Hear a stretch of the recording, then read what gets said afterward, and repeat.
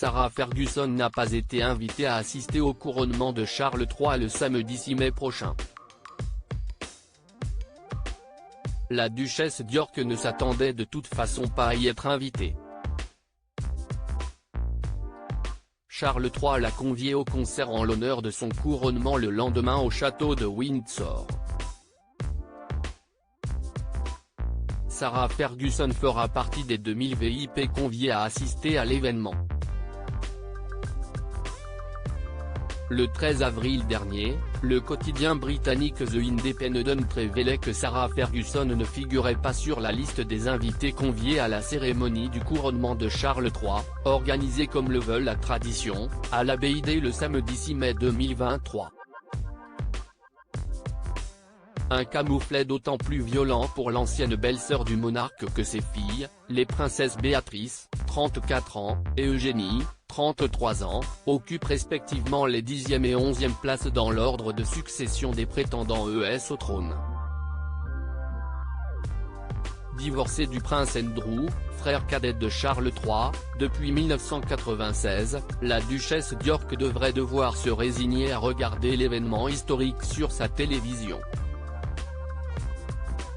Une source bien informée certifie à nos confrères du Sun qu'elle ne se serait jamais attendue de toute façon à recevoir le carton d'invitation tant convoité.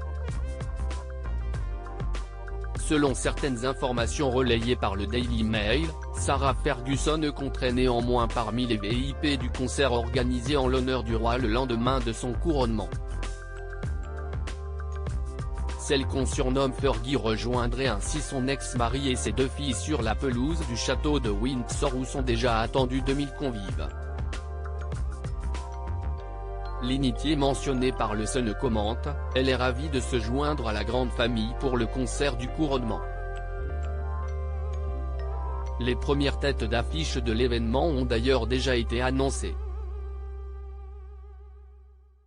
La pelouse de Windsor accueillera notamment Katy Perry, Lionel Richie, le ténor italien Andrea Bocelli, en duo avec son homologue gallois Brinterfell, l'auteur-compositrice-interprète Freya Ridings, le groupe pop Take That, sans Robbie Williams, et le pianiste Alexis French.